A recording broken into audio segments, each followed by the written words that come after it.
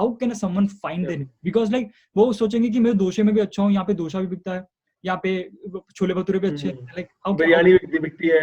I think Hyderabad, I meet everyone wants to say I want to start biryani.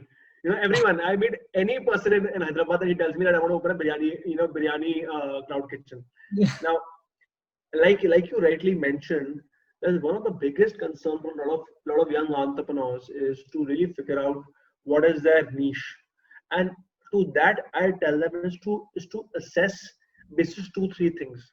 Okay, first and foremost is understanding the target market which they have. You know, because like I said, everyone knows whom they can sell to. You know, I like, for example, as a company, my parent company, Night Gourmet, we understood from day one as part of a catering unit that it was very difficult for us to sell to a wedding client.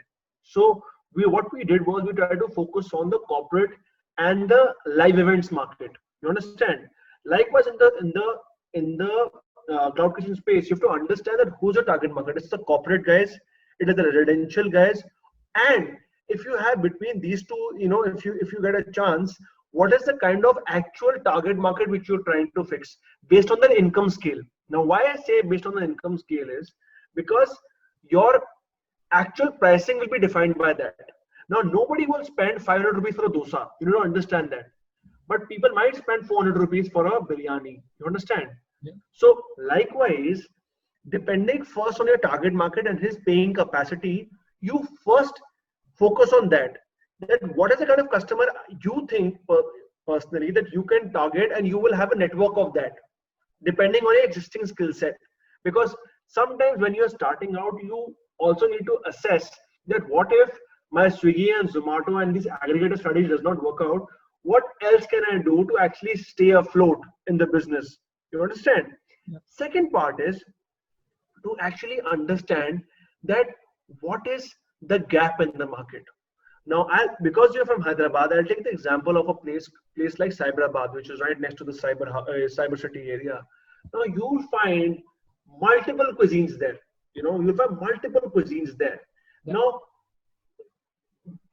the challenge for a lot of people would be that I have people from every cuisine here, but if you see all of the cuisines which are right next to the cyber city are all very, very budget friendly, are very cost conscious. So that basically means that there is a potential of opening an aspirational brand there. You know, aspirational brand से मेरा मतलब क्या है? देखो, 3 type की pricing होती है. One is the budget pricing, which is what I was trying to tell you, which is somewhere around 250-300 rupee APC, which is like average ticket size per customer, you know, which you are looking at. You understand? And aspirational is something wherein which you're targeting 500 to 600 rupees, 700 rupees per customer, and ticket size. And the premium is one wherein which you're looking at 1,000-1,200 rupees. So there'll be a big audience, and I would say a specific niche of audience which you can target on in the aspirational category, who don't mind spending slightly more if they get a better quality and a better packaging experience. You understand? So second is to understand that where do you see is the gap in the market. Likewise, had you been in a place like Jubilee Hills, you know, you would not really want to, you know, I mean, because, you know, Jubilee Hills is full of all these, I would say very, very high-end restaurants. Yeah. So probably, you know, having a budget segment there for people, you know, living around can be a good option. So I always say that have a contrarian view towards the market. And that's why, you know, we have a detailed module. I can't, like I said, it'll be too detailed for us to do it. I don't mind sharing it, but it'll be too detailed. And the third and the most important is to understand what is the kind of menu or the kind of cuisine you think. So I told you the first one was to evaluate the kind of market you're targeting. Okay, the target market. Second, I told you is to understand the gap in the market, and third is the staff availability. You know, staff availability is something very critical initially, because a lot of entrepreneurs, you know, who are starting out, who don't have any F&B knowledge, they really need to, you know, they can't have an Amritsari chole kulche when they don't have a staff availability of, you know, of that in their particular vicinity. So sometimes it's very important for you to either work with a consultant in that case, or with I would say, you know, within a market wherein which you think that you'll be easily able to get hold of a staff if he or she, in case, if he or she moves out because of any reason, for that matter. So if you look into these three categories, once you have clarity on these three elements, you can easily start building your niche accordingly. So like you mentioned about samosas, why I told you about, it was a very good example you said. So there's a brand called Samosa Party which just raised some funding in Bangalore. And what they're doing is they're doing 60 kinds of samosas.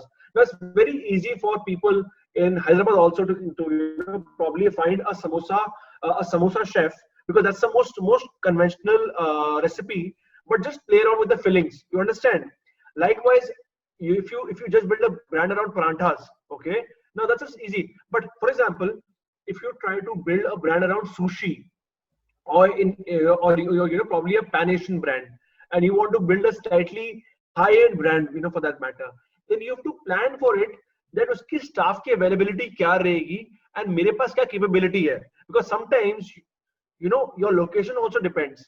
If you are sitting in Hyderabad, and if you are sitting in that location where in which you can easily attract chefs, then starting that kind of a brand is easier. Because something which a lot of people don't tell you is 60% of the restaurants typically shut down because of staffing issues.